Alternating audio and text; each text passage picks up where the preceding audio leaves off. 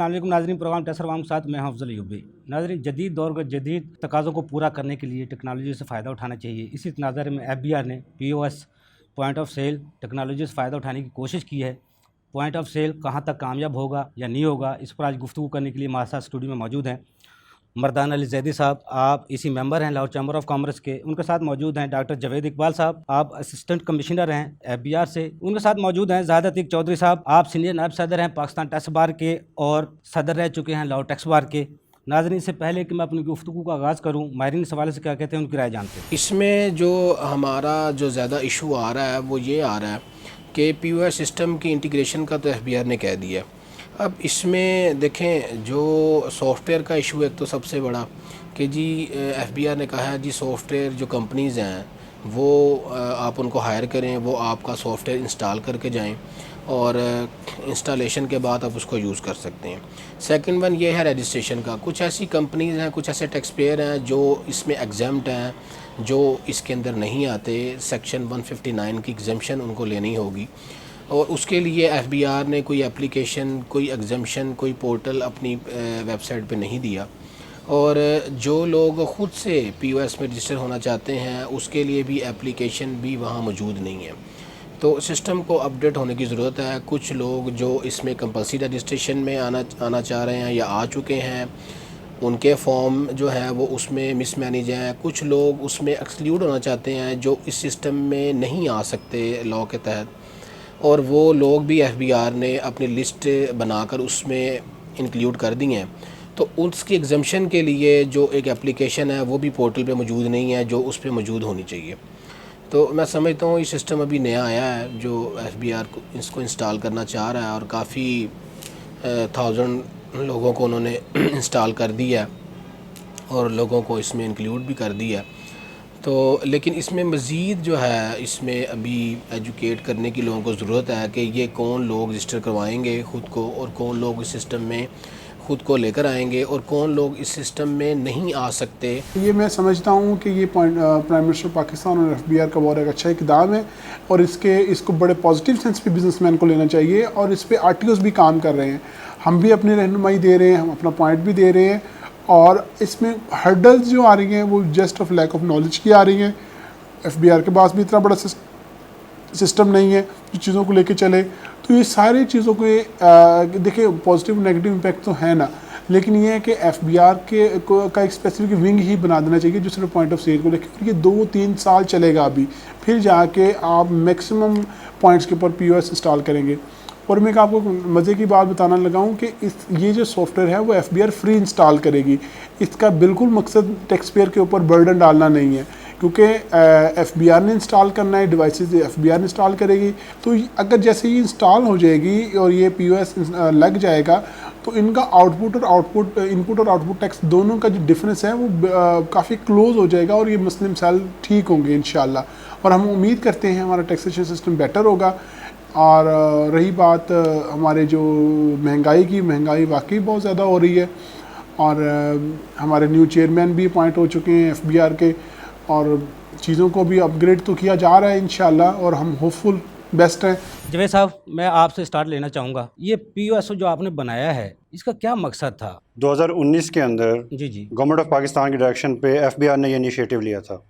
हमारा मकसद ये था कि जो भी बड़े रिटेलर्स हैं जी कानून के तहत जो भी बड़े रिटेलर्स में आते हैं उनके अंदर जहाँ पे भी जाके एक एंड कंज्यूमर खरीद करता है किसी चीज़ की, तो उसकी ट्रांजैक्शन को रियल टाइम के अंदर FBR के सिस्टम के साथ मुंसलिक कर दिया जाए। ठीक है। उसका एडवांटेज पर्पजली ये था कि सबको ही एडवांटेज हो। फॉर एग्जांपल बिज़नेस के लिए उसकी कॉस्ट ऑफ डूइंग बिज़नेस कम हो जाएगी कि डॉक्यूमेंटेशन की तकलीफ़ से वो बच जाएंगे। वो डाटा रियल टाइम के अंदर उनके एनेक्सेस के अंदर उनकी सेल टैक्स के डाटे के अंदर अपलोड हो जाएगा। टाइम जो कि सबसे इंपॉर्टेंट वैल्यू फॉर मनी है वो उनका सेव हो जाएगा।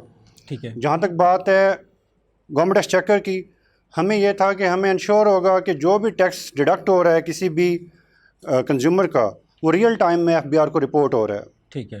ठीक है। जहाँ तक बात है एंड कंज्यूमर की, जी उनके अंदर भी यह था कि जब वो टैक्स ज़्यादा इकट्ठा हमारे पास आएगा, हमारे एक्सचेकर में आएगा, तो हम उनके ऊपर स्पेंड कर सकेंगे।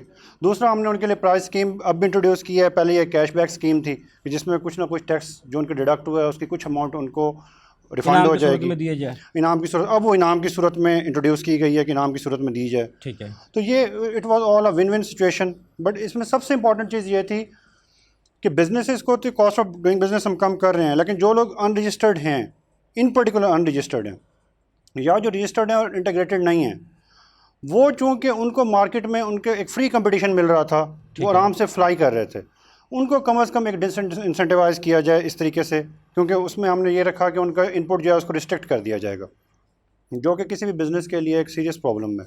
पहले ये 15% था। मैन्युफैक्चरर सिर्फ इसमें रजिस्टर नहीं, होंगे, सिर्फ रिटेलर रिटेलर्स, होंगे? Tier 1 retailers. इसमें जो बड़े रिटेलर्स हैं, टीयर 1 रिटेलर, उसकी कानून में तारीफ़ की गई है। ठीक है। मैं उर्फ़ आम में बता देता हूँ, जितने भी बड़े शॉपिंग मॉल्स हैं जो कि एयर कंडीशनड हैं, उनमें मौजूद शॉप्स, कोई भी ऐसा स्टोर जो किसी नेशनल या इंटरनेशनल चेन स्टोर का हिस्सा हो, मेगा शॉपिंग मॉल्स जो कि बल्क इंपोर्ट करके बाद में सप्लाई करते हैं होलसेलर्स को भी और एंड कंज्यूमर को भी, जिस तरह से हमारे पास कैरीफोर हो गया, अल-फतेह हो गया, इस तरह के मॉल्स। उसके बाद हमने 2019 के अंदर और 2020 के अंदर इसमें इंट्रोड्यूस किया कि वो शॉप्स जिनका एरिया 3.5 मरले से ज़्यादा होगा, ठीक है, वो भी इसमें होंगी। 2021 में हमने ये किया कि वो फर्नीचर शॉप्स जिनका एरिया 7 मरले से ज़्यादा होगा, उसको मज़ीद क्वालिफाई कर दिया, फैसिलिटेट कर दिया, वो भी इसमें शामिल साहब होंगे। आप इसमें पायनियर हैं, आपने बनाया 2019 में, इसको बनाना शुरू किया, इसके जो पार्टिकुलर बने हैं, आपका कोई ऑफिसर इसको फिल कर सकता है? आप समझते हैं कोई आपके जो ऑफिसर हैं जिनको तरबियत दी गई है, इसके 5 सफ़ात के जो पार्टिकुलर हैं इनको फिल कर सकते हैं? पर्टिकुलर्स इसमें डिफरेंट किस्म के हैं। जी जी। सिर्फ एक पर्टिकुलर नहीं है इसमें। जो इनिशियल पर्टिकुलर है ना, जो कि बात थोड़ी सी क्लैरिटी के लिए, जी जी। कि उसमें जो इनिशियल पर्टिकुलर वो ये है कि आप सिस्टम के साथ इंटीग्रेट होने जा रहे हैं। जब आप सिस्टम के साथ इंटीग्रेट होते हैं, उसके अंदर कोई ऐसी रॉकेट साइंस नहीं है, that's not difficult at all. वो एक सिस्टम जनरेटेड सॉफ्टवेयर है, आप आराम से वहाँ पे अपना डाटा एंटर करते जाएँ, जो भी सिस्टम, जो भी कंप्यूटर आपके पास मौजूद है उसी में से ठीक है। आप बताते जाएँ मेरा ये बिज़नेस है, इतनी आउटलेट्स हैं मेरी फलां लोकेशन के ऊपर, इनका ये नंबर है, ठीक है, और उस तरह से वो डाटा आप पंच कर दें, सिस्टम आपको इसके अंदर POS के अंदर रजिस्टर कर लेगा। इस हद तक उसमें कोई प्रॉब्लम नहीं है। जी जी जी। मैंने पार्टिकुलर पढ़े हैं, इसमें काफ़ी चीज़ें हैं, जो कुछ चीज़ें चलो एक तो टैक्स पेयर दे सकता है, NTN अपना दे दिया, वो अपना CNIC नंबर दे दिया, अपने ब्रांड का नाम दे दिया, कुछ चीज़ें वो क्या सॉफ्टवेयर का नाम पूछा गया, उनके वो सॉफ्टवेयर के बारे में पूछा गया, वो भी चलो वो बता देगा, ये तो नहीं बताएगा स्टाफ कितना बैठा है, वेंडर कौन सा है, कौन सा ब्रांड है, कंप्यूटर का कौन सा ब्रांड है। ये जो चीज़ें उसमें डाली गई हैं, वो तो एक पढ़ा लिखा बंदा उसके लिए मुश्किल है, तो जो बहुत कम लिटरेसी रेट है, उसके बावजूद वो लोग किस तरह वो अफोर्ड किस तरह करेंगे? अगेन अब उसके अंदर जाहिर है, जब हमने उसका जो कंप्यूटर अपना है, जी जी, जो सॉफ्टवेयर उसके पास है, जो लोकेशंस उसकी अपनी हैं, हम उससे वही डेटा मांग रहे हैं। हम उससे कोई ऐसी चीज़ नहीं मांग रहे जो कि प्रॉब्लमेटिक हो। इसमें डाटा जो डिफ़िकल्ट है वो सॉफ्टवेयर कंपनीज़ का है, ठीक है, और वो प्रोबेबली कल ही बोर्ड ने नोटिफाई किया है। सॉफ्टवेयर कंपनीज़ की जो लाइसेंसिंग है उसका डाटा थोड़ा सा कबरसम है, ठीक है। But as far as tier 1 retailer का डाटा कंसर्न है, उसमें कोई खातिर खा प्रॉब्लम में नहीं। जो सेलें होंगी वो आपको FBR काबिल कबूल करेगा, उसको एतमाद होगा जी, उसके ज़रिए जो आएंगी, उस पर एतमाद है, हम उस पर एतमाद कर भी रहे हैं। इवन के ऐसा होता है कि कुछ ऐसे बड़े चेन स्टोर एसोसिएशन के मेंबर हैं, इन्हें पता है, कुछ ऐसे बड़े स्टोर जो कि बहुत विजिलेंट हैं या जिन्होंने वॉलंटरी इस स्कीम में आ गए थे, ठीक है, वो तो ये भी करते हैं कि वो हमें मंथ के स्टार्ट पे खुद ही बता देते हैं कि आपके सिस्टम के ये ग्लिचेस हैं, इनको इम्प्रूव किया जाए। ठीक है। 2019 में ये प्रॉब्लम बहुत ज़्यादा था।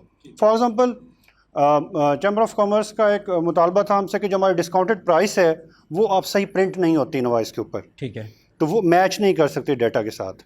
ये प्रॉब्लम 2019 में बहुत ज़्यादा था, इस वक्त ये ना होने के बराबर है, बहुत कम। वो रसीद जितनी बड़ी वो रसीद निकलती है, जी जी, वो देखने में 2014 में मैडम राना अहमद, उनका एक नारा था पेपरलेस हम करेंगे, डिजिटल पे लाएंगे, हम तो फिर दोबारा वो पेपरलेस की तरफ उसी तरफ जा रहे हैं। देखें अगेन, वज़ीर आज़म साहब कहते हैं जनाब दरख्त लगाओ ज़िंदगी बचाओ, वो अगर कागज़ ज़्यादा होगा ज़ाहिर बात है दरख्त ज़्यादा कटे जाएंगे। कागज़ हम और बहुत सी ट्रांजैक्शन से आपको बचा रहे हैं। देखें, अगर आप हमें QR कोड है जो उसमें अगर वो सारी चीज़ें इंटर कर दी जाएँ तो छोटी सी रसीद निकाल के दे दी जाए, उसमें ज़ाहिर है आप उसकी वैल्यू नहीं डाल सकते उसमें जिस चीज़ों से उसमें पर्टिकुलर डालें, ये भी चीज़ करें, ये भी सारा, अब उसमें उसको खरीदार को क्या फ़ायदा है? उसमें बिज़नेस को फ़ायदा है। आप यूँ देखें उस चीज़ को कि बिज़नेस को वो सारा डेटा, बिज़नेस की अपनी इन्वेंटरी भी POS मेंटेन करता है। POS की एक शर्त ये भी है कि बिज़नेस का जो डेली का लॉग है उसको POS मेंटेन करे। ठीक है, बिज़नेस के अपने डेटा कंपाइलिंग उससे बहुत ईजी हो जाती है। ठीक है। जहाँ तक बात है कस्टमर की, देखें प्रैक्टिकल प्रॉब्लम्स हैं, अगर आप उस पर डाटा एंटर नहीं नहीं करेंगे उसने क्या चीज़ खरीदी है, क्या बेची है,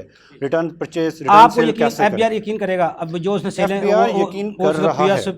में जितनी भी इंटर की हैं वो दुरुस्त हैं, FBI उस पर यकीन कर रहा है ठीक है, और करेगा और ये करेगा। इनका स्टॉक टेक है जो उसी वो पीएसओ के ताबे होगा, फिर उसके जरिए होगा वो भी स्टॉक टेक जब चेक करेंगे कितने का 2 करोड़ का या 7 आप करोड़ इसमें का। सबसे इंटरेस्टिंग बात देखें, चैम्बर मौजूद है, टैक्स बार हमारे साथ मौजूद है, thank you to both of them. But इसमें आप सबसे इंटरेस्टिंग चीज़ देखें, अगस्त 19 में ये सिस्टम आया, जी जी दिसंबर तक इसको हेल्ड इन अबेंस किया गया, दिसंबर तक इसको शुरू ही नहीं किया ठीक गया। है उसके बाद इसको बिगिन किया गया मार्च के अंदर, ठीक है as far as I can recall, March में इसको बिगिन किया गया।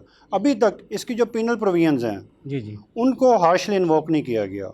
बहुत से ऐसे सेक्टर्स जिनको स्पेसिफिकली टारगेट किया जा सकता है, for example bakeries, for example jewellers जो कि रिटेल सप्लाई करते हैं, उनको अभी हाई हैंडेड अंदाज में बिगिन नहीं किया गया। We are here to facilitate all this businesses कि ये सिस्टम हमारी सोसाइटी में किसी न किसी तरीके से इन प्लेस हो जाए, ठीक है। ठीक है। तो इस तरह से हमने कहीं भी इसमें हार्श कभी तक कोई मैयर जैसे नहीं लिया। प्रोग्राम का टाइम कम होता है, सवालात बहुत ज़्यादा होते हैं। अगर मैं आके सुबह अपने सिस्टम पे बैठता हूँ, मशीन पे बैठता हूँ, जी बिल्कुल, मैं नेट की तार हटाता हूँ, उसको ऐसे करता हूँ, नेट बंद करता हूँ, सेल में सारे इंटर कर रहा हूँ जी। शाम को जब मैं करूँगा FBI के साथ लिंक नेट को चलाता हूँ, उसको इंटर कर देता हूँ। बिल्कुल सही कह रहे हैं। वो किस तरह चेक करेंगे, कोई मैकेनिज्म है इस तरह का? अगेन ये इशू जब PRM में रेस्टोरेंट्स को मॉनिटर करना शुरू किया गया था मैनी ईयर्स बैक, तो ये इशू आया था। जी जी हम भी इस इशू को एनकाउंटर कहीं ना कहीं करते हैं, ठीक है।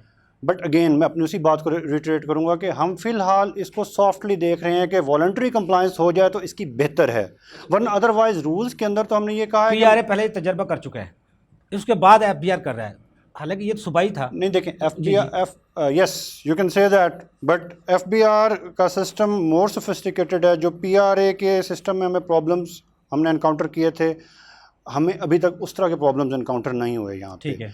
जहाँ तक बात आप कर रहे हैं कि उनकी चेकिंग की और मॉनिटरिंग की रूल्स मौजूद हैं, हम लोग करते भी हैं स्नैप चेकिंग, कहीं ना कहीं मैं खुद करता जो हूँ। है साहब मेरे पास बहुत से सवाल हैं, मैं जी, दोबारा sure, आपकी तरफ sure, आऊँगा thank क्योंकि अभी you. बहुत पूछने वाले सवाल हैं। मर्दान साहब, क्योंकि आप लिंक हैं, आप डेली फेस करते हैं, जब आप वहाँ लड़का बिठाते हैं वो गलत इनवाइस काटता है या कोई खरीदार चेक नहीं करता इनवाइस को, आपको बाद में पता चलता है ये इनवाइस गलत है, गलत काटी गई हैं, तो उसका कौन जिम्मेदार होगा? FBR उसकी जिम्मेदारी उठाएगा या आप उठाएं? क्या नहीं, उसमें तो देखें FBR की तरफ से ये सहूलत है कि वो जो रसीद है या जो सामान है उसकी प्रॉपर एक मैकेनिज्म है जिसका रिटर्न भी उसकी हो सकती है विद प्रूफ कि अगर हम वो सामान वापस करना चाहता है तो वो रिटर्न भी हो जाती है, उसमें मसला नहीं है। मैं नहीं समझता उसमें कोई मसला है, वो अलाउ करता है। अच्छा, सॉफ्टवेयर के जो ये लगाए जा रहे हैं सब अखराजात एक टैक्स पेयर उसको उठा रहा है, ये सारे अखराजात आप उठा रहे हैं, एक स्पेशल बंदा भी आप रख रहे हैं, तो आपको फिर क्या मुश्किलात कहाँ पे हैं? जो अब ताजर बरादरी इसके खिलाफ सरापा एहतजाज वो क्या है? देखें ये अगर आप इजाज़त दें तो थोड़ी सी मैं मुफस्सल बताना चाहूँगा। मसला ये नहीं है कि हम इंटीग्रेटेड होना नहीं चाहते। जी जी FBR ने इंटीग्रेशन के लिए कॉन्सेप्ट ये दिया, जैसे डॉक्टर साहब भी बता रहे थे कि हमारा कॉन्सेप्ट डॉक्यूमेंटेशन है। जी जी हमारा कॉन्सेप्ट ये नहीं है कि रेवेन्यू जनरेटिंग इसको बनाया जाए, पहला कॉन्सेप्ट है कि डॉक्यूमेंटेड इकोनॉमी की जाए। ठीक है। अभी तक विद ड्यू रिस्पेक्ट हम नहीं समझ सके कि डॉक्यूमेंटेशन अहम है या रेवेन्यू जनरेशन अहम है। जी जी क्योंकि जब भी हम बात करते हैं FBR के साथ कि भाई हमारे जो मसाइल हैं ताजरों के जो इंटीग्रेटेड होना चाहते हैं उनके इश्यूज़ को सॉल्व करें जी, वो आगे से कहते हैं कि हम तब सॉल्व करेंगे, पहले आप हमें परफॉर्मेंस दें, आप अपनी 2, 4, 6 गुना सेल्स जो है वो ज़्यादा दिखाएं पिछले सालों से, ठीक है, ताकि हम यकीन करें कि आप 100% सेल दे रहे हैं और इंटीग्रेटेड हैं, तब हम जाके आपके बारे में सोचेंगे। ठीक है। तो बात तो यहीं से इख्तलाफ शुरू हो जाता है कि भाई फिर बात वही आ जाती है कि आप डॉक्यूमेंटेशन चाहते हैं या रेवेन्यू। अगर रेवेन्यू चाहते हैं तो हमने 12 दफ़ा कहा हमें बताएं कितने पैसे चाहिए, ठीक है, तो हम उतने ताजर आज़ाद देने को तैयार हैं। अगर आप डॉक्यूमेंटेशन करना चाहते हैं तो हमारे मसाइल हैं उसको भी हल करें। उनमें उन चंद मसाइल में से एक मसला ये है कि हमारा एज ए ताजर, एज ए एंड रिटेलर, मेरी जिम्मेदारी है कि मैं अपनी ज़िम्मे का इनकम टैक्स अदा करूँ। ठीक है। 17% GST अगर मुझे नहीं मिलती, पक्की इनवाइस मुझे मैन्युफैक्चरर नहीं देता, डिस्ट्रीब्यूटर नहीं देता, वो 17% अगर मैं अपने पास से ऐड करता हूँ, इनपुट ना हो अगर मेरे पास नहीं है तो ऑब्वियसली मैं महंगा हो जाता हूँ, मैं वायबल नहीं रहता। मैं 100 की चीज़ 118-17 में बेचूंगा, मैं मार्केट का मुकाबला नहीं कर सकता। Similarly with holding tax agent मुझे बनाया जाता है कि भी मैंने वो टैक्स काटना है सप्लायर का, अगर मैं नहीं काटता तो मुझे अपनी जेब से देना है, अगर मैं काटता हूँ तो जो मेरा वेंडर है, सप्लायर है, वो कॉस्ट ऐड कर देता है, मुझे महंगा बना देता है। जी जी। तो हमारे मसाइल हैं कि हम ये चाहते हैं कि इंटीग्रेशन से भी पहले जो अहम बात है, जी जी, पहले लोगों को GST में रजिस्टर्ड करें, पहले महकमे का काम है कि मैक्सिमम लोगों को सेल्स टैक्स में रजिस्टर्ड करें। मैं ऐसे लोगों को भी जानता हूं कि जिनकी मिलियंस में टर्नओवर है, सेल्स है, मगर वो जीएसटी रजिस्टर्ड ही नहीं है। और जब कल को उनका ऑडिट हुआ तो पता उन्होंने कहा जी हम तो नॉन रजिस्टर्ड के तौर पे 19% सेल्स टैक्स बनता था, हम देते रहे हैं, तो ये कह के छुट गए। जी जी। तो मैं ये समझता हूं कि सेल्स टैक्स के ब्रॉड करें, पहले लोगों को रजिस्टर्ड करें, और दूसरा इंटीग्रेटेशन के हवाले से अगर इस काम को आगे बढ़ाना चाहती है गवर्नमेंट, तो हम चाहते हैं कि भाई अगर हमें कोई पक्की इनवाइस देता तो ठीक है, अगर हमें कच्ची देता हम प्रूफ देते हैं तो वो जीएसटी उससे लिया जाए। हम 1.25% हमारा टर्नओवर टैक्स है तो हम वही देंगे। ठीक है, मैं दोबारा आपकी तरफ आता हूँ ज़ाहिद अतीक चौधरी साहब। जब कानून बनाए जाते हैं, जब स्टेक होल्डर से मुशावरत नहीं की जाती, लेकिन जब अमल दरामद किया जाता है तो दो बड़े स्तून हैं, वकला और ताजर। वकला बरादरी ताजरों को एतमाद में लेती है, उनको समझाती है ये सही है, दुरुस्त है, इसको इम्प्लीमेंट करना चाहिए। एतमाद में सबसे पहला आपका काम चलता है, उसके बाद ताजर बरादरी आप पे एतमाद करती है, तो जिस तरह पॉइंट ऑफ सेल पे हो रहा है। लेकिन जब कानून बनाए जाते हैं, जब एतमाद में नहीं लिया जाता स्टेक होल्डर को, ये भी थोड़ा सा बताइएगा। जो आप पीओएस पे जो मसाइल आ रहे हैं, क्योंकि आपको डेली पे जो भी आपको कंप्लेंट आती हैं पाकिस्तान टैक्स बार के प्लेटफॉर्म पे, लाहौर टैक्स बार के, आप क्या समझते हैं ये टेक्नोलॉजी जो बहुत पहले आनी चाहिए थी अब आ रही है, अब तो इसका दौर ख़त्म हो चुका है, इसके बारे में आप क्या कहेंगे? लेकिन ब्रेक से बाद नाज़रीन छोटा कमर्शियल ब्रेक, हमारे साथ रहिएगा।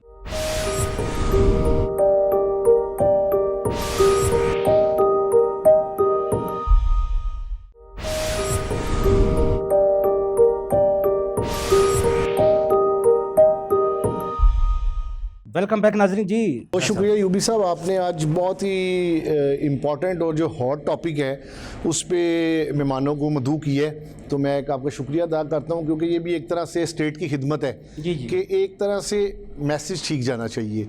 फ़र्स्ट ऑफ ऑल तो मैं समझता हूँ कि एफबीआर की ज़िम्मेदारी बनती है कि पहले इस प्रोग्राम को अच्छी तरह से लोगों तक, यानी जो स्टेक होल्डर्स हैं, बिजनेसमैन हैं, उन तक पहुँचाए।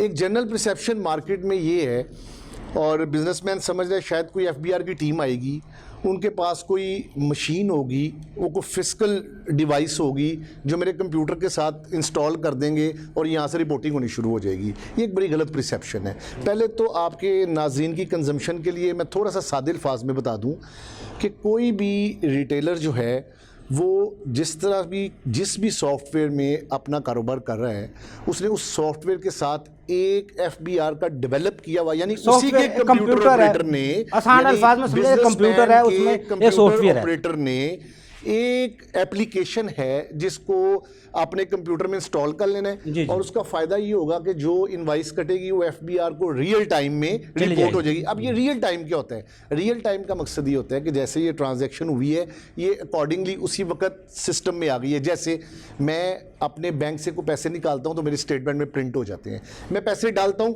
उसी तरह प्रिंट हो जाते हैं। पहले मेरा रिप्रेजेंटेटिव या मेरा नुमाइंदा या मेरा मुलाजिम जाके या मैं खुद बैंक में जमा करवाता था।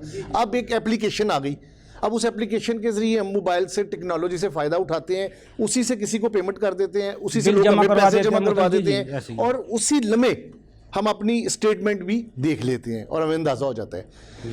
अब एफबीआर ने एक्चुअली ये जो पॉइंट ऑफ सेल का सिस्टम इंट्रोड्यूस करवाया है, इसका असल मकसद ये है कि हमारे यहाँ कारोबार के जो तबकात हैं उनमें मैन्युफैक्चरर हैं, होलसेलर्स हैं, रिटेलर्स हैं। रिपोर्टेडली मेरे भाई मर्दान साहब बैठे हुए हैं, अगर मेरी बात का बुरा ना मनाएं, तो एफबीआर के पास जो साल से डाटा है, जो हमारी नेशनल किटी में अगर 4000 अरब रुपए आ रहे हैं तो उसका मेजर पोर्शन मैन्युफैक्चरर जमा करवा रहा है। अगर मैं ये कहूँ कि कोई 70% के करीब टैक्स जो है ना वो मैन्युफैक्चरिंग सेक्टर पे कर रहा है, तो ये बात शायद गलत नहीं होगी, रैंडम बात की है। फिर उसके बाद इंपोर्टर्स आ जाते हैं, फिर उसके बाद कॉन्ट्रैक्टर्स, सप्लायर्स, वेंडर। ये जो रिटेल सेक्टर है इसकी कंट्रीब्यूशन हमारी नेशनल किटी में इनकम टैक्स साइड के ऊपर सबसे कम है, नंबर 1। फिर आ जाते हैं सेल टैक्स की तरफ। सेल्स टैक्स साइड के ऊपर अगर आप प्रपोर्शन करते हैं अपनी सेल टैक्स की कलेक्शन को, तो शायद रिटेल सेक्टर की कंट्रीब्यूशन लेस देन 1% है। अच्छा, अगर आप स्टोरों की बात कर लेते हैं, चेन स्टोर्स की, शॉपिंग मॉल्स में, जैसे डॉक्टर साहब ने कहा, तो तकरीबन कोई लगभग ये 4-4.5 लाख लोग इस तरह का काम कर रहे हैं, ठीक है, रैंडमली। तो शायद एफबीआर के पास 5000 भी रजिस्टर्ड नहीं है रिटेलर। 11,000 रजिस्टर्ड, लेकिन शायद चैम्बर की अगर मेंबरशिप्स मिला लें या सिर्फ कमर्शियल कनेक्शन मिला लें तो ये नंबर 4 से 5 लाख के करीब है जो सिग्निफिकेंट बिजनेस कर रहे हैं। लेकिन सवाल ये आता है कि अब ताजर जो हैं वो किस बात से खाइफ हैं? टैक्स तो मैं दे के आता हूँ ना। अभी मैंने यहाँ पे शॉपिंग की, मैंने पे किया, ताजर ने इमानत है उसके पास, वो मैं ताजर को बड़ा ईमानतदार समझता हूँ और बिल्कुल उसकी इमानत मेरी वसूल करता है, आगे पहुँचा देता है। अब मेरी इमानत को मेरी जेब से निकलने के बाद ताजर अपनी जेब में नहीं डालना चाहता, गवर्नमेंट तक पहुँचाना चाहता है, तो उसको सिस्टम में आ जाना चाहिए। अच्छा, गवर्नमेंट का परसेप्शन ये है कि कंज्यूमर टैक्स पे कर रहा है, वो रास्ते में कट लगती है। अच्छा ठीक है, समझ आ गई बात। अब डॉक्टर साहब ने जिस तरह कहा कि ब्रॉडनिंग की बात है, सबसे पहले समझने की बात यह है कि पीओएस किसने लगाना है? पीओएस लगाना है उस बंदे ने जो सेल्स टैक्स में रजिस्टर्ड है। हमारे यहाँ जो कारोबार करने वाले अफराद हैं, अगर हम रैंडमली बात कर लें 5 लाख हैं, तो जैसे डॉक्टर साहब ने कहा 5 लाख में से सेल्स टैक्स में कितने रजिस्टर्ड है? 11,000। अब पीओएस भी उन 11,000 ने लगाना है। तो अर्ज ये है कि आप जो लोग आपके पास ऑलरेडी रजिस्टर्ड हैं वो 1% कॉन्ट्रीब्यूशन कर रहे हैं या शायद लेस देन 1% कर रहे हैं, मैं कहता हूँ अंडरस्टेट कर रहे हैं, अवियन भी हो रही होगी, चोरी अच्छा लफ्ज़ नहीं है, किसी जगह कुछ गड़बड़ हो रही होगी, लेकिन सिस्टम में तो है। ये 11,000 तो आपके पास है। ठीक है। अब वो बाकी जो 4 लाख और 39,000 हैं उनका क्या करना है? सबसे पहले तो उनके पीछे जाना है। तो अर्ज ये है, सारे कवानीन की जो मदर कानून है वो है कॉन्स्टिट्यूशन ऑफ पाकिस्तान। उसके आर्टिकल हैं 4, 18, 25। उनमें लिखा हुआ है कि किसी के साथ डिस्क्रिमिनेशन नहीं होगी, सबके साथ, आपके साथ, मेरे साथ, डॉक्टर साहब के साथ, मर्दान साहब के साथ एक सलूक होगा। कॉन्स्टिट्यूशन ने गारंटी दी है। उसी कॉन्स्टिट्यूशन में लिखा हुआ है फोर्स्ड लेबर नहीं हो सकती। फोर्स्ड लेबर क्या होती है? आपने मुझे पहले विद होल्डिंग एजेंट बनाया, टैक्स काटो जमा करवाओ, मैंने जनाब की कंप्लाइंस कर दी। फिर आपने मुझे कहा कि तनख्वाह दो, टैक्स काटो, मैं कहा जी हाजिर, वो भी काट के कर दिया। फिर आपने कहा कि आप ये विद होल्डिंग करो, ये विद होल्डिंग, मैं करता गया, आपकी बात मानता गया। फिर आपने कहा सेल टैक्स में भी विद होल्डिंग एजेंट हो, कलेक्ट करो, जमा करो, बिल्कुल ठीक है। अब मॉनिटरिंग लगेगी, अब आपकी ट्रैक एंड ट्रेस लगेगी। तो अर्ज ये है, ये सारी चीज़ें आती हैं फोर्स्ड लेबर में। कॉन्स्टिट्यूशन कहता है मुझे आप फोर्स नहीं कर सकते, मैं अगर नहीं करना चाहता तो मैं नहीं करना चाहता, मुझे कॉन्स्टिट्यूशन ने इजाजत दी है, लेकिन सब्जेक्ट टू रिस्ट्रिक्शंस। अब देखते हैं इंटरनेशनल प्रैक्टिस प्रोग्राम आपका इंपॉर्टेंट है, 1 मिनट लूंगा फिर खत्म। अब हम देखते हैं कि हमने दुनिया के साथ आगे जाना है, हमने पीछे नहीं जाना, हमने आगे जाना है। आगे जाने का तरीका ये है कि हम अपने स्टेक होल्डर्स को सेटिस्फाई कर लें कि किसी के साथ डिस्क्रिमिनेशन नहीं होगी। जैसा भी आपको मसाइल आ रहे हैं ना, एक सेकंड दे दें। मर्दान साहब को ये पता है कि मेरा काम बंद ना हो जाए। जी जी। वो ये नहीं चाहते मैंने टैक्स नहीं देना, वो ये चाहते हैं सब टैक्स दें।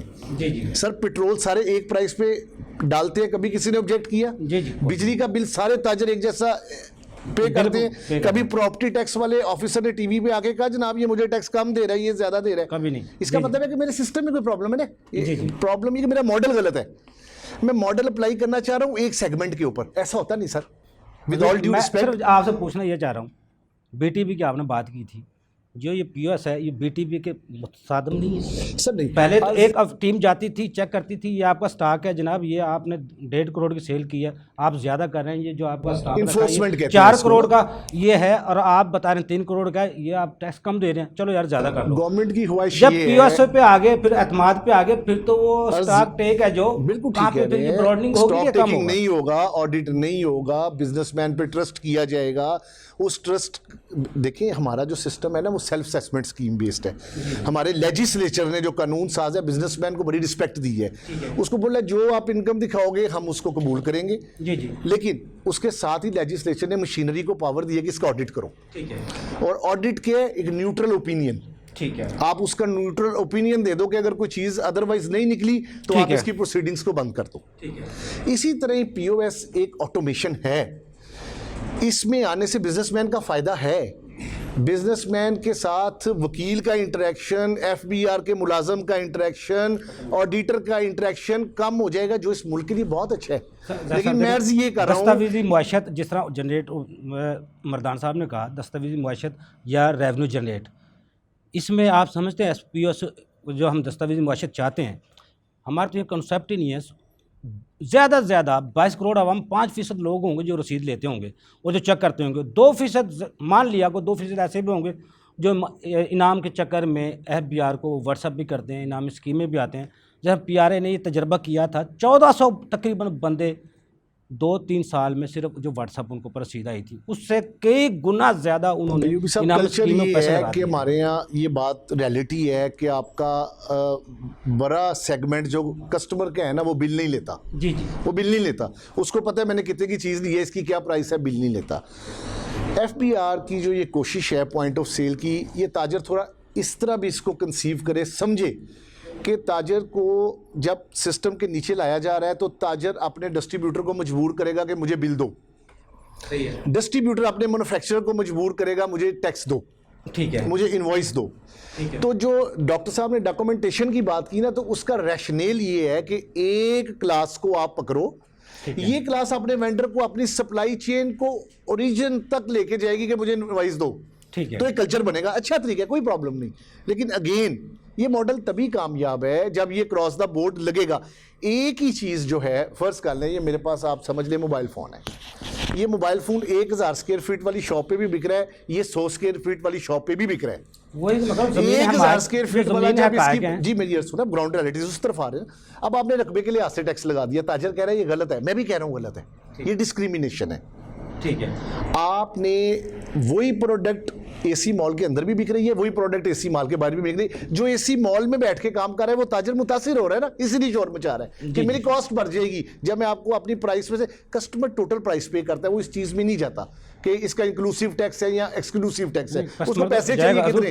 अयूबी साहब जाके पूछते हैं जनाब ये प्राइस किया है, आप कहते हैं 200 रुपए। अयूबी साहब को इस बात से कोई मकसद नहीं जनाब इसमें से कितने पैसे सरकार को जाने हैं, वो 200 रुपए देके बाहर निकल जाते हैं। मर्दान साहब कहेंगे 230, मैं कहूंगा 200, अयूबी साहब 200 वाले के पास आएंगे। इससे अच्छी रिप्रेजेंटेशन वो रसीद भी नहीं मांगे हो सकती, वही तो मैं कह रहा हूं, ठीक है ना सर, ये साथ साथ बैठे हुए हैं, तो अयूबी साहब क्यों 230 रुपए मर्दान साहब को देंगे, ये अच्छे तो नहीं लगते हैं। बिल्कुल ऐसे ये इनके बराबर वाली शॉप छोटी में जाएंगे जहां पे वो सेम चीज 200 रुपए की मिलती है। तो मैं अर्ज कर रहा हूं कि मॉडल पे दोबारा मेरी थिंक करने की जरूरत है। स्टेक होल्डर, ये गवर्नमेंट की बड़ी गुड लक है कि आज का ताजर देखिए गवर्नमेंट को कह रहा है कि मैं आपके साथ चलने के लिए तैयार हूं, लेकिन आप मेरी बात सुने।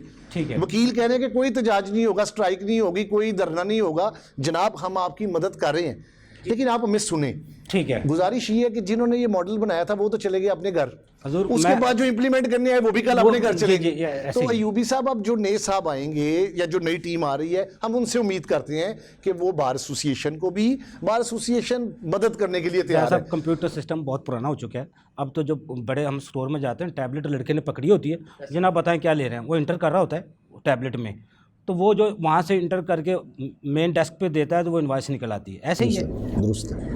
कंप्यूटर बहुत पुराना हो चुका है, तो नए टेक्नोलॉजी आ गई और टैबलेट पे जाने के लिए वो किस तरह पीएसओ को किस तरह कामयाब कराएं। पीओएस परसेप्शन पीओएस होगा, इससे एडवांस चीज आ जाएगी। हमारे मुख्तलिफ है, मैं जाता हूँ दुकान पे 3 लाख का मोबाइल खरीदता हूँ। आपने लॉ को इम्प्लीमेंट करना है अक्रॉस द बोर्ड, बस आपका आज का जो कंक्लूजन है वो ये हमने रखना है, अक्रॉस द बोर्ड सब पे करें, एरिया वाइज ना करें, मार्केट वाइज ना करें, छोटे बड़े की डिस्क्रिमिनेशन जिस तरह आपने खुद ही कहा 11,000 तकरीबन रजिस्टर्ड हैं, तो अगर ये 3-4-5 लाख बंदे हैं जो जिस तरह बड़े बड़े स्टोर वाले वो टैक्स दे रहे हैं, इंटीग्रेशन करवा रहे हैं, जो नहीं करवा रहे, बाकी जो उनका मुकाबला जिनके वो बैठे हैं, फिर उनका कारोबार का क्या होगा, बिजनेस का क्या होगा, उनको रजिस्टर किस तरह करेंगे, उनको किस तरह एतमाद मिलेंगे। मैंने बात शुरू यहीं से की थी, जी जी, मैं एक बार उसको रिपीट करूँगा। जी जी, मैंने पहले भी मर्दान साहब से कहा कि it was a documentation measure, it was never a revenue major.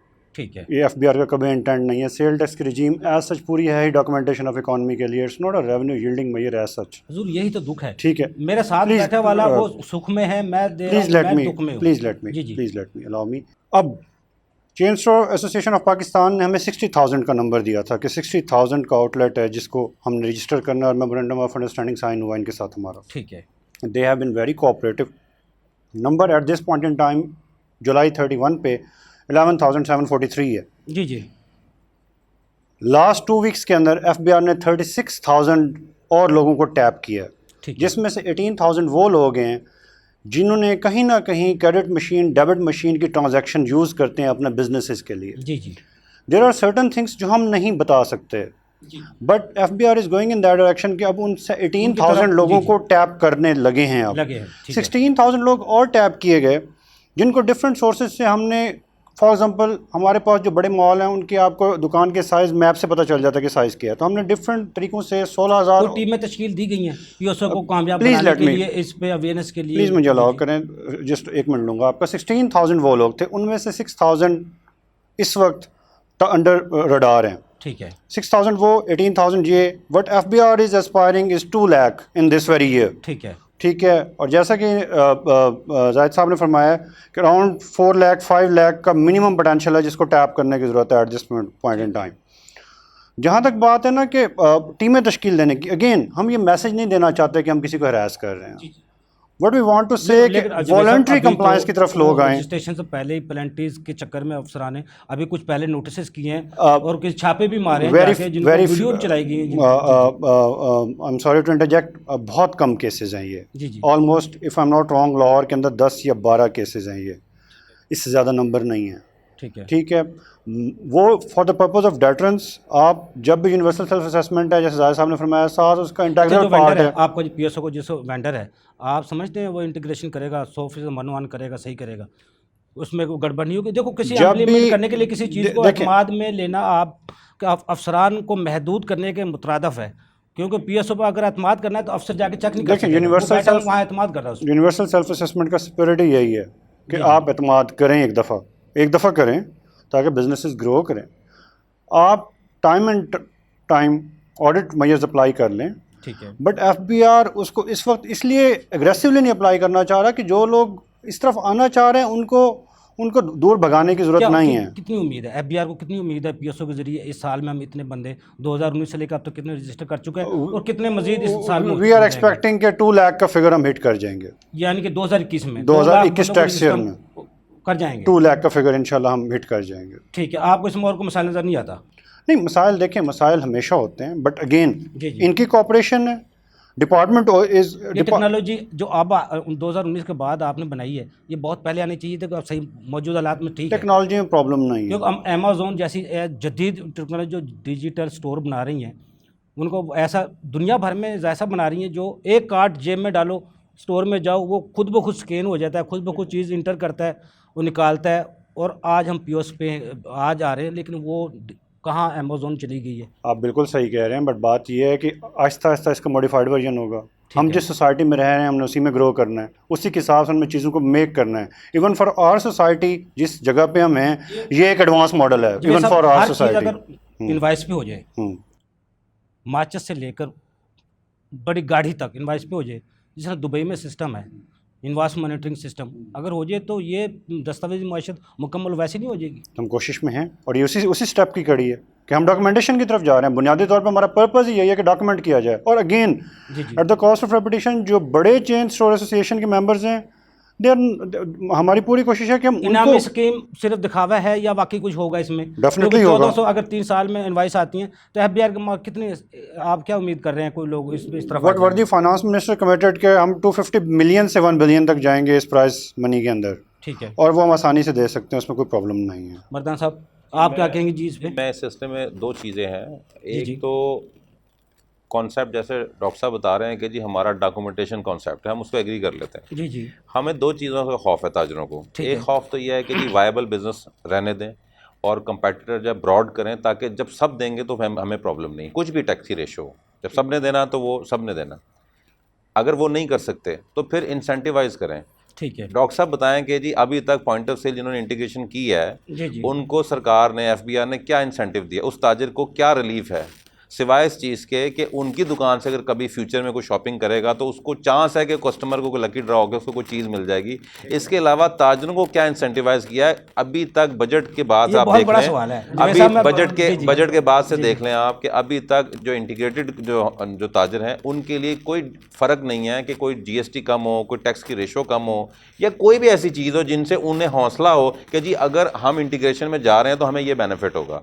तो मैं समझता हूँ इसके ऊपर गौर करने की ज़रूरत है कि ताजरों को एक तरफ इंसेंटिवाइज किया जाए जो इंटीग्रेटेड है, और दूसरी तरफ जो है इसको अक्रॉस द बोर्ड जो है इसको लगाया जाए। जब से ये PSO आया है, कोई सेलों में फ़र्क पड़ा है बड़े बड़े स्टोर में, या ऑलरेडी ऐसे काम चल रहा है? इत्तेफाक ऐसा है कि कितने लोग हैं हमारे जो इनवाइस, जो आप समझते हैं वाकई इनवाइस के बगैर कोई चीज़ लेके नहीं जाते?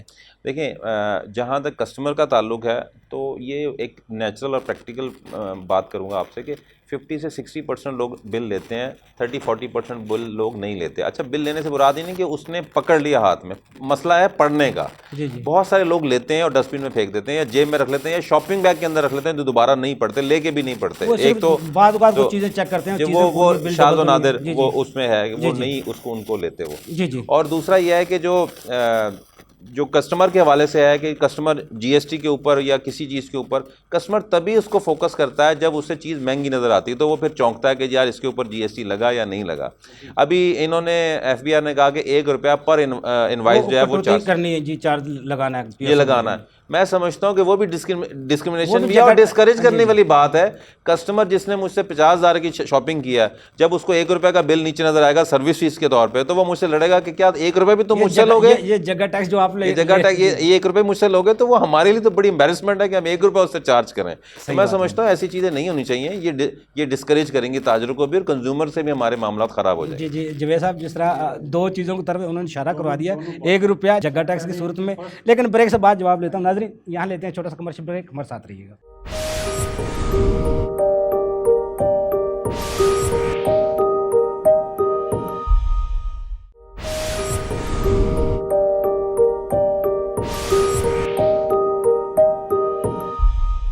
वेलकम बैक नाज़रीन। जी जवेद साहब। जी, इनकी दो क्वेरीज थी। जी जी नंबर 1, इन्होंने ये कहा कि हमें किसी किस्म का कोई इंसेंटिव नहीं दिया गया। ठीक है। ऐसा नहीं है। टेक्सटाइल और लेदर के अंदर जी जी रिड्यूस रेट दिया गया है जो लोग इंटीग्रेटेड हैं। इनिशियली 14% था, फिर वो 12% हुआ, फिर वो 10% हुआ। जी जी all Pakistan chain store association का एक मुतालबा था कि ये अक्रॉस द बोर्ड किया जाए, ठीक है। सिर्फ इन 2 सेक्टर्स तक इसको लिमिट ना किया जाए, इसको अक्रॉस द बोर्ड किया जाए। And we are planning to go in that very direction in near future कि आहिस्ता आहिस्ता इसको अक्रॉस द बोर्ड ही किया जाए। ठीक तो है। इसलिए ये कहना कि इंसेंटिव कोई नहीं है, नंबर 1 मुनासिब नहीं है। नंबर 2, दूसरी बात यह है कि इनको इनपुट टैक्स एडजस्टमेंट जो लोग भी इंटीग्रेटेड है 95% अलाउ की गई है। ठीक है। अगेन एक इंसेंटिव है। नंबर 3, इससे भी ज़्यादा इंसेंटिव इन्हें ये है कि वो लोग जो इंटीग्रेटेड नहीं है उन्होंने उनको डिसइंसेंटिवाइज़ किया है ठीक है। कि जो लोग इनको कम्पीट करें मार्केट में और उन्होंने इंटीग्रेशन नहीं किया, वो रजिस्टर्ड नहीं है और बाद में हम उनको पकड़ते हैं और वो इंटीग्रेटेड नहीं हो, ज़ाहिर है जब रजिस्टर्ड नहीं होगा तो इंटीग्रेटेड भी नहीं होगा। तो eight this point in time 15% पहले उनका इनपुट हमने रिस्ट्रिक्ट करना था, अब हमने 60% कर दिया। तो उनको भी डिसइंसेंटिवाइज़ करके बेसिकली हमने इन्हीं बिजनेसेस को इंसेंटिवाइज़ कर रहे हैं जो कि इंटीग्रेशन की तरफ आ रहे हैं। तो इससे तो थोड़ा सा I would like to disagree with all due respect. यहाँ तक बात है दूसरी ₹1 सर्विस फ़ी वाली। इट्स अ रीसेंट मैया डेलिब्रेट कर रहे हैं हम, इनके भी इनपुट है जिस तरह इन्होंने इनपुट दी है और भी हर तरफ से इनपुट हम लोग ले रहे हैं। सर्विस फ़ी की मद में इसी सिस्टम को बेहतर करने के लिए वो कलेक्शन बुनियादी तौर पर डिवाइस की गई है कि जो एफबीआर इस सिस्टम को बेहतर करने के लिए उसमें इन्वेस्टमेंट कर सकता है या उसको बेहतर कर सकता है। बट अगेन डेलिब्रेशंस हैं, इनके इनपुट भी है और लोगों के इनपुट भी है, उसको हम देख रहे हैं, उसके ऊपर पे देखते हैं रिसेंट नियर फ्यूचर में हम उस पर क्या करते हैं। जी जैसा कुछ कहना चाह रहे जी, मैं इनका जवाब देना चाह रहा था सर। अक्रॉस द बोर्ड हर किस्म के बिजनेस पे पॉइंट ऑफ सेल इंप्लीमेंट किया जा रहा है, मगर सर हर बिजनेस के अंदर हर सेक्टर के अंदर डिफरेंट मसाइल हैं। जैसे एफएमसीजी प्रोडक्ट्स के ऊपर हमने 12 बार करवाया एफबीआर को और कामयाब रहे इस बात पे कि उन्होंने इस दफ़ा उनका विदहोल्डिंग टैक्स 0.25 कर दिया एफएमसीजी प्रोडक्ट्स पे।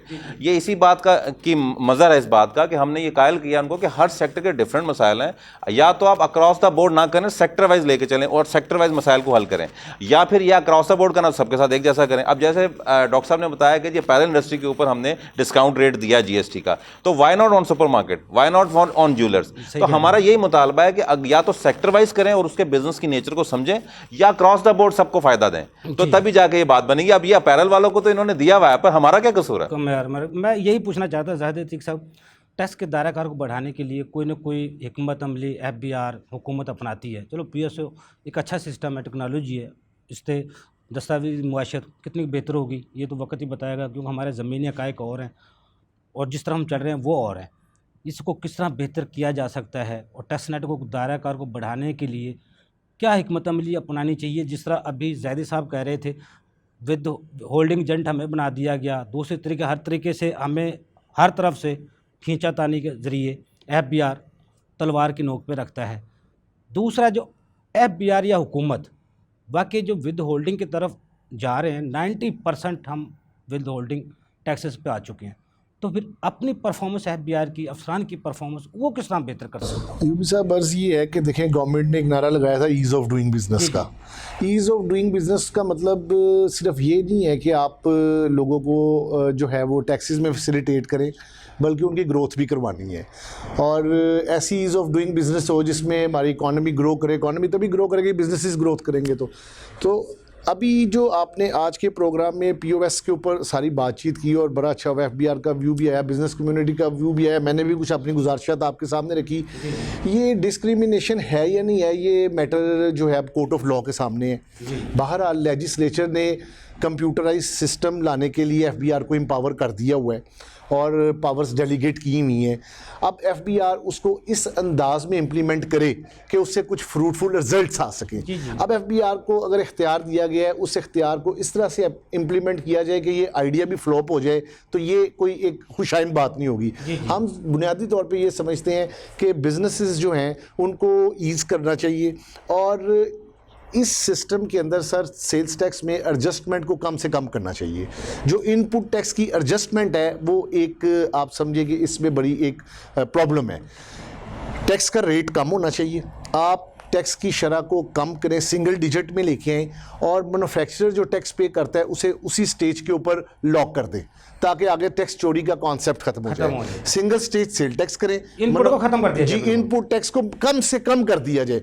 जैसे उन्होंने मरदान साहब ने कहा ना, हर सेक्टर्स के अपने डायनामिक्स हैं, सब जगह नहीं किया जा सकता क्योंकि कुछ सेक्टर्स ऐसे उन्होंने दोबारा एक्सपोर्ट में जाना है, कुछ ने आगे एक्सपोर्टर के वेंडर्स को करना है, वो कॉस्ट ऑफ डूइंग बिजनेस बढ़ती है जब आप टैक्स को कैप करते हो।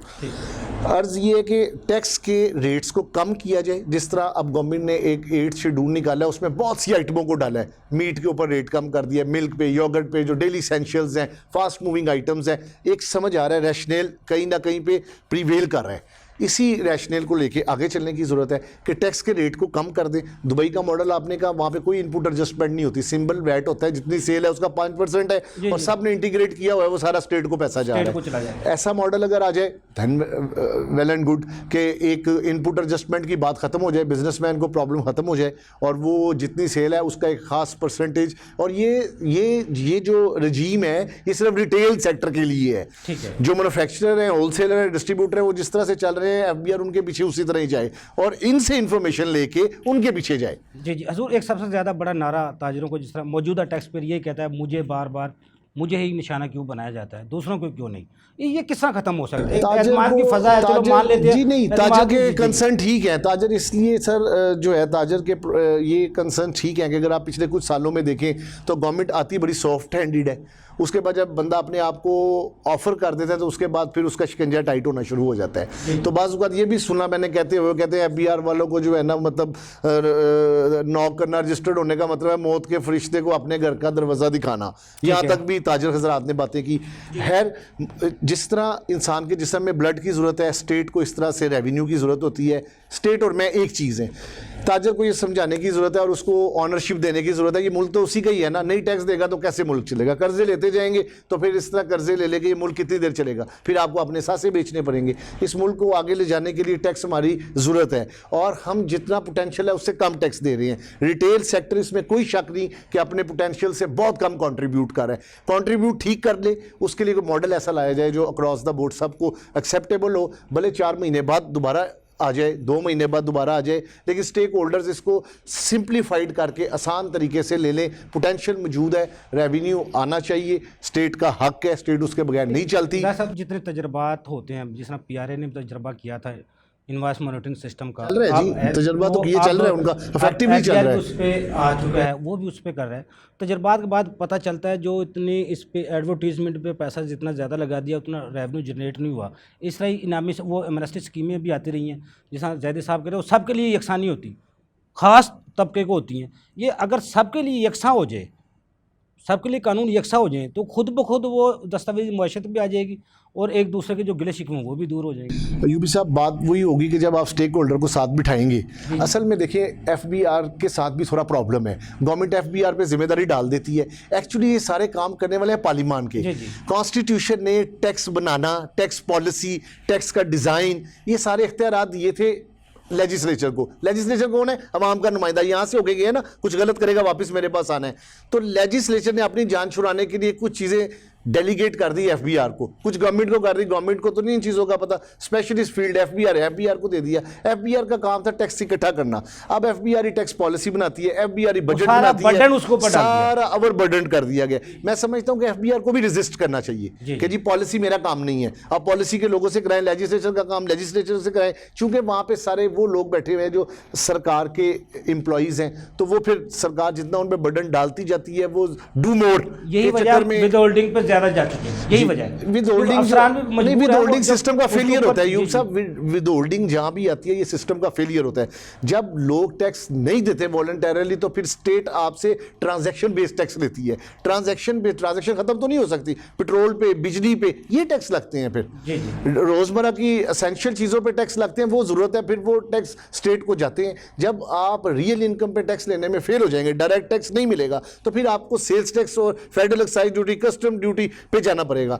दूसरा एक अहम बात जो रह गई थी, स्मगलिंग और अंडर इनवाइसिंग, ये भी एक बहुत बड़ी प्रॉब्लम है बिजनेसमैन के लिए। जब एक अंडर इनवाइसिंग और कस्टम्स की अंडर इनवाइस चीज़ें आती हैं, वो मार्केट में ट्रेडर पूरी प्राइस पे कैसे डॉक्यूमेंट कर दे, उसका जो गैप है वो सारा टैक्स का बोझ ताजर पे आ जाएगा, और ताजर जो है वो कस्टमर पे पास ऑन करेगा, कस्टमर वो बोझ उठा नहीं सकता। इसलिए हमें अपनी कस्टम साइज को भी ठीक करना है, वहाँ पे जो अंडर इनवाइसिंग का और बॉर्डर्स को भी ठीक करना है, स्मगलिंग का इम्पैक्ट है इसको भी कम से कम किया जाए, ताकि वो लोग जो इसके बेनिफिशरी हैं, बड़े स्टोर्स और जो चेन स्टोर हैं, ये तो स्मगलिंग का माल नहीं बेचते, छोटी दुकानों पर बिकते हैं, छोटे इलाकों में बेचते हैं, वो फिर इनके लिए ज़्यादा प्रॉब्लम्स क्रिएट करते हैं। अगर इनके रियल प्रॉब्लम्स को समझा जाए और उसको एड्रेस करने के लिए कोई सही डायरेक्शन ली जाए, तो मेरा नहीं ख्याल कि ये मॉडल कामयाब हो, कुछ ना कुछ अर्से के बाद ये इंशाल्लाह मॉडल कामयाब हो जाएगा। जवेद साहब, क्या हिकमत अमली एफबीआर अपना रहा है इसको कामयाब बनाने के लिए, और क्या आपको मुश्किलात क्या है, एफबीआर को क्या मुश्किलात हैं, इसको क्या रुकावट क्या है जो उसको कामयाब जितनी भी जल्दी किया सके वो कतई कामयाब हो? अगेन मैं अप्रिशिएट करता हूँ ताजर कम्युनिटी को, they people have been very supportive particularly in this POS drive throughout since 2019 when it was begun। जहाँ तक प्रॉब्लम है, प्रॉब्लम वही है कि हमारी सोसाइटी अभी एडवांसमेंट के उस लेवल पे ही नहीं है। It takes lot of time कि आप अवेयरनेस की ज़रूरत है, और एफबीआर ने कोशिश भी की है, ऐसा नहीं कि कोशिश नहीं की। जाहिद साहब ने कहा कि एफबीआर को अवेयर करने की ज़रूरत है। अगेन 2019 में ये बिगिन हुआ, 2020 मार्च तक FBR kept discussing with a lot of people कि इसको किस तरीके से इस पे काम करें, किस तरीके से काम करें। डिफरेंट सेमिनार्स हुए, एफर्ट्स की गई और की जाती रही, और अभी भी एफबीआर का सॉफ्ट हैंड सिर्फ इसी वजह से है कि चूँकि it's a new system as such for our society, तो इसको इम्प्लीमेंट और इन प्लेस होने के लिए थोड़ा सा टाइम चाहिए। ज़्यादा बर्डन एफबीआर के ऊपर तमाम चीज़ों को डाल दिया जाता है, इस वजह से अफसरान वो खुलकर काम नहीं कर पाते। I am personally of the view कि ये कोई पॉलिसी मैयर नहीं है, ये एनफोर्समेंट मैयर है, ये एनफोर्समेंट मैयर है जिसमें हमने उसको एनफोर्स करना है। और अभी एनफोर्समेंट हम उस तरीके से रिगरसली जान के नहीं कर रहे कि जो लोग इसमें पहले से हैं उनको मज़ीद तंग ना किया जाए। स्लो वॉलंटरी कंप्लाइंस पे आया जाए, आहिस्ता आहिस्ता लोग जब कंप्लाइंस पे आ जाए, सिस्टम इन प्लेस हो जाए, उसके बाद इसके ऑडिट मैकेनिज़्म को, एनफोर्समेंट मैकेनिज़्म को इन प्लेस किया जाए। तो इसलिए हम तो होपफुल हैं कि थिंग्स विल बी फाइन। जहाँ तक बात ये कर रहे हैं कि अदर सेक्टर्स जिनको हम डॉक्यूमेंट करने, हम उन्हीं को ही डॉक्यूमेंट करने की एफर्ट में हैं। बट इन्होंने, मरदान साहब ने खुद भी अप्रिशिएट किया कि हमने विदहोल्डिंग टैक्स कम कर दिया, और मैंने आपसे पहले भी अर्ज़ की है कि इनका बहुत पुराना मुतालबा है चैम्बर ऑफ कॉमर्स का कि ये अगर आप एक कम रेट दे रहे हैं किसी और सेक्टर को, अपैरल को दे रहे हैं, तो आप हम सब को दें। बिल्कुल सही है। ठीक है, क्या आखिरी 1 मिनट है, क्या तजवीज़ है सर आपके पास? जी, मैं अप्रिशिएट करता हूँ डॉक्टर साहब को और एफबीआर को भी कि जो डॉक्यूमेंटेशन की तरफ जा रहे हैं। हम ताजर खुद डॉक्यूमेंटेशन की तरफ जाना चाहते हैं। मेरा मशवरा यह है कि सेक्टर वाइज जो है हमारे जो स्टेक होल्डर हैं उनको बुलाया जाए और सेक्टर वाइज हमसे इनपुट ली जाए, जो सेक्टर वाइज इश्यूज़ हैं हमारे उनको सॉल्व करें। तो वाई नॉट इंटीग्रेटेड में क्यों नहीं जाएंगे, और इंशाल्लाह ये दस्तावेज़ी जो करने जा रहे हैं मईशत, ये इंशाल्लाह कामयाब होगी। ज़ैद साहब आपको बहुत शुक्रिया, डॉक्टर जवेद साहब आपको बहुत शुक्रिया, जाहिद साहब आपको बहुत शुक्रिया, आपने हमें टाइम दिया। नाजरीन, हमारे एक्सपर्ट की आपने गुफ्तगू सुनी। स्टेक होल्डर की मुशावरत से अगर पॉलिसियाँ कानून बनाए जाएँ और ज़मीनी हक़ाइक़ के मुताबिक हों, तो कोई भी कानून जो भी आप हुकूमत चाहती है वो कामयाब भी हो सकता है और रेवेन्यू भी जनरेट हो सकता है। अगले प्रोग्राम तक के लिए अफजल यूबी को इजाज़त दीजिए। अल्लाह हाफ़िज़।